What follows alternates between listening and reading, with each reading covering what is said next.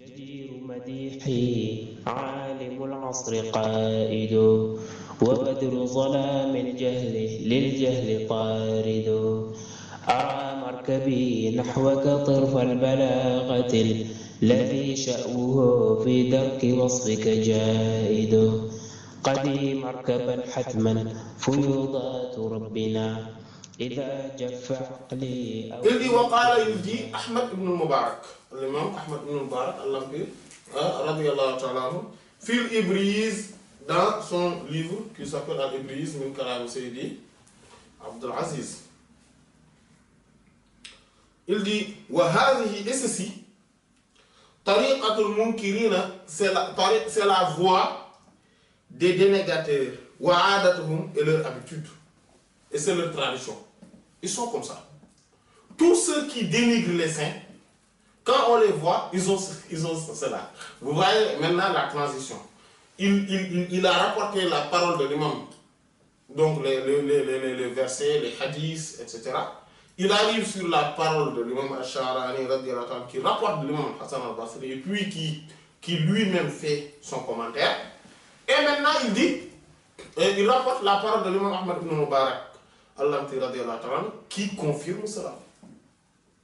Qui le confirme. Il lui dit exactement.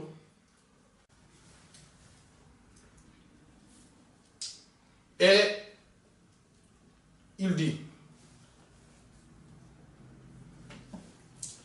La tajidou, tu ne verras ma'ahum avec eux, ces dénégateurs-là, illa taqsir, illa, sauf rien d'autre à part at-taqsir,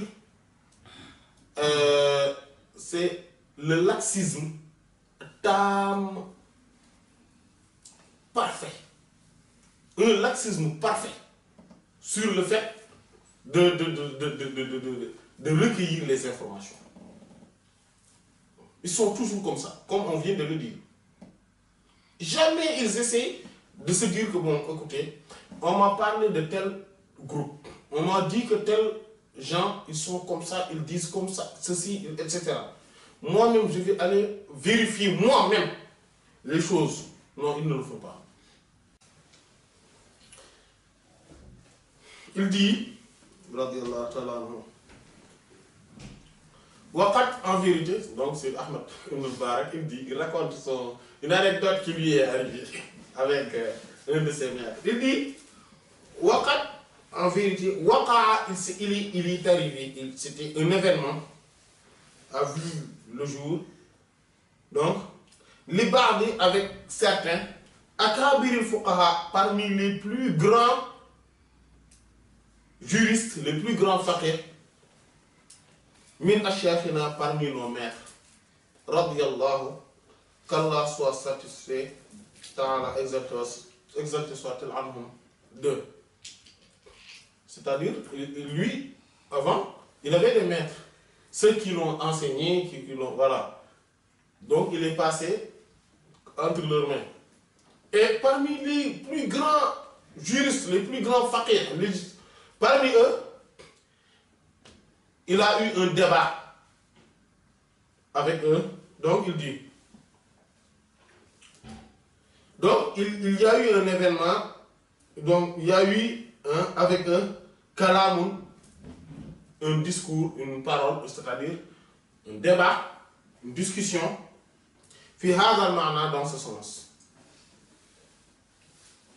Faqala, il dit li à moi yawman, un jour. Donc ce maître m'a rencontré un jour et il m'a dit, ya fulan, ou un tel, c'est-à-dire, oh un tel, c'est moi-même, c'est-à-dire c'est lui, et c'est Ahmed ibn Mubarak. Inni, certes moi, arabtu, j'aurais voulu, nasihataka, te donner des conseils. J'aurais aimé te donner des conseils. Li mahabbati, à cause de mon amour, fika, envers toi. Wa tamama, est la perfection, mawaddati, de mon affection, vraiment de mon attachement, mon cœur s'est attaché, il est envers toi, à toi. Donc c'est vraiment un vrai amour que j'ai envers toi, un attachement, mon cœur s'est attaché à toi, faisant que, vraiment, j'aurais voulu te donner un conseil. C'est ce qu'il m'a dit. Hein? Je lui ai dit, Ya Sayyidi, oh mon Seigneur, oh mon Sire, Hubban avec amour, wa karamatan avec honneur. Ça, je l'aurais accepté, ce conseil-là que tu vas me donner, je l'aurais accepté avec honneur, mais avec amour et honneur. Wa ala ras et sur la tête, wal ayn et les yeux. En fait, ça c'est ala ras wal ayn, ça c'est les propos, c'est un langage arabe pour dire que je l'aurais supporté, c'est-à-dire c'est quelque chose que je vais accepter d'office. Ça, ala ras wal ayn, al ras c'est la tête, wal ayn et les yeux. C'est-à-dire si on dit que ces choses-là, al ras wal ayn, c'est sur la tête et les yeux, c'est-à-dire c'est quelque chose que je vais accepter d'office. Je vais le prendre comme quelque chose qui m'est imposé. Voilà. Vous voyez quand quelque chose, voilà, il m'est tombé dessus, comme on dit. Ça veut dire que c'est quelque chose qui m'est imposé. Il dit, Faqal, il dit, maintenant il dit, Faqal ali, donc les deux points c'est après le dit. Il dit, Anna sur les gens, kulluhum tous, ala tarafin, ils sont d'un côté, à un bout. Wa anta et toi, wahdaka toi seul. Ala tarafin, tu es dans un côté, dans l'autre bout. C'est-à-dire, les gens sont dans un bout. Et toi, tu es à l'autre bout. Toi seul, uniquement. Fi rajulin, au sujet d'un homme. Alimta, toi, tu connais que son dévoilement. Et sa sainteté. Toi, tu dis que cet homme a un dévoilement, a une sainteté. Wannas et les gens, eux, Annas, les gens, filles à son sujet, à l'intiqad, sont dans la dénégation. Eux, ils n'acceptent pas cela. Ils le dénient. Ils contredisent tout cela. Voilà. Comment ça se fait? Toi seul, tu ne peux pas avoir la vérité quand même. Sois raisonnable. Vous savez, ça aussi c'est une erreur que beaucoup de gens font. Ils se disent que oui, mais écoutez, vous savez, hein, il faut être raisonnable. Parce qu'il y a tel. Et tel. Et tel. Tu penses que tu es plus grand que? Tu penses que tu sais mieux que? Non, ça, en fait. Ça n'a aucune valeur juridique. Ça n'a aucune valeur. Hein. Si c'est tout le monde est a une position, toi seul tu as une position et tu sais que cette position-là est ce qui est conforme à la vérité, qui tire ses sources, ses arguments, ses preuves du Coran, de la Sunna, et après qu'est-ce qu'on veut? C'est toi qui as la vérité. Les autres ont tort.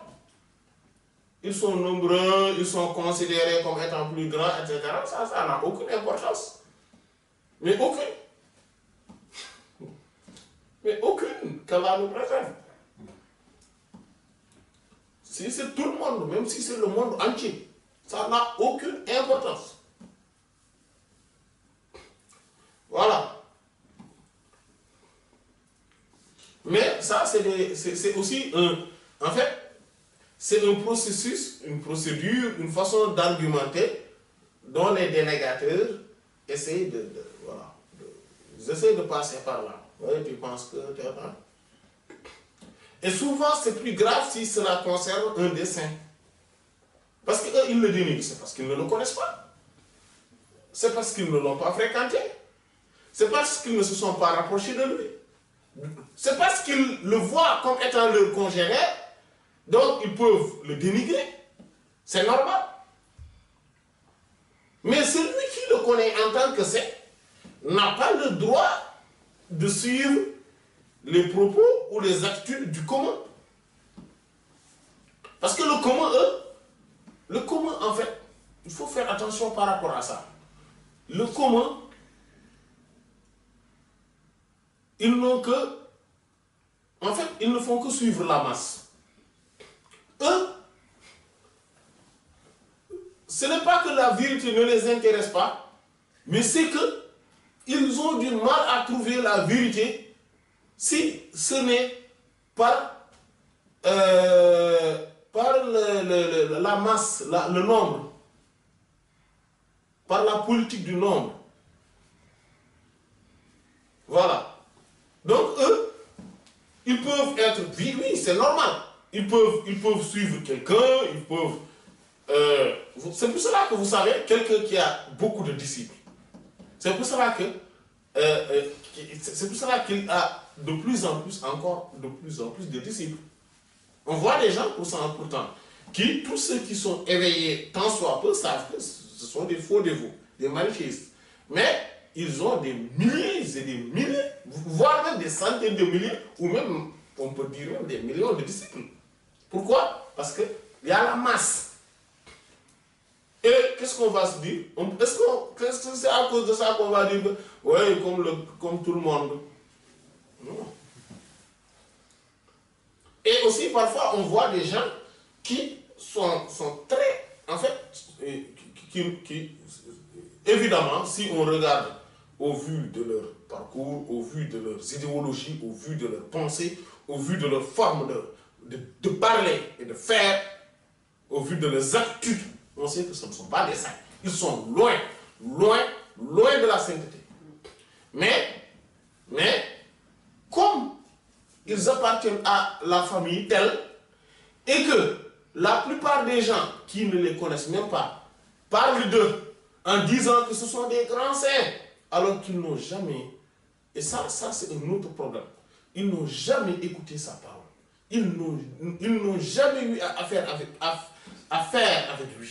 Ils n'ont jamais essayé de savoir réellement qui il est, et ils disent que c'est un grand saint. Ça, c'est ce qu'on appelle de la malhonnêteté. Et ça, ceux qui, en fait, on peut le pardonner si c'est le commun qui le dit. Même parmi les saints, il y a des gens qui font partie du commun. Hein. Ils ne savent pas, ils n'apprennent pas, ils n'ont pas appris. Ils sont vertueux. Allah subhanahu wa ta'ala a fait qu'ils aiment la piété, qu'ils sont vertueux, etc. Allah les a élus. Voilà. Mais ils n'ont pas appris, ils ne sont pas des hommes de science. C'est pour ça que l'imam Malik rahimahullah disait cela. Il disait qu'ici, à Médine, dans cette mosquée, il y a 40 personnes qui, s'ils demandent à Allah subhanahu wa ta'ala de pleuvoir aujourd'hui même, ça va pleuvoir maintenant là, mais je ne vais rien apprendre d'eux parce que la science n'est pas leur affaire. Ah oui. Oui. Et ça, c'est une chose extrêmement importante. Donc lui, c'est ce qu'il a dit. Et il faut faire attention par rapport à cela. On ne peut pas prendre des informations, accepter une vérité, rien parce que beaucoup de gens disent cela. Parfois même j'ai entendu un saint, un vrai saint, qui dit que tel c'est un grand saint, parce que quand on était petit, ma tante me l'avait dit. Mais c'est quoi ces argumentations? Ma tante m'avait dit.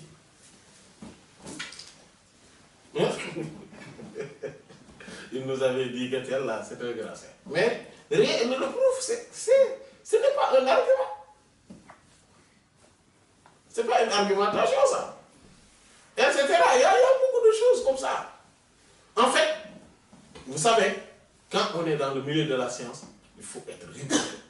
La rigueur fait partie de la quête de la science. Quelqu'un qui n'a pas de rigueur, il peut aller dormir. Sincèrement, la science n'est pas faite pour lui.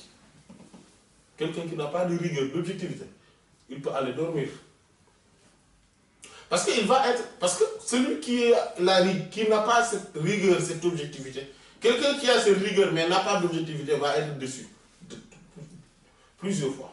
Parce que beaucoup de choses qu'il considérait comme étant des vérités acquises vont s'avérer fausses. Et beaucoup de choses qu'ils ne considéraient pas vont s'avérer. Et beaucoup de choses dont ils ne faisaient pas attention vont s'avérer importantes. Vont s'avérer importantes.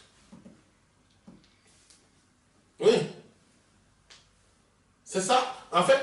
Et il va aller à l'encontre de beaucoup de gens.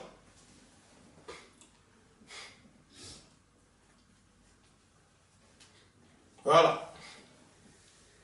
C'est pour cela le prophète sallallahu alayhi wa sallam, Allah lui dit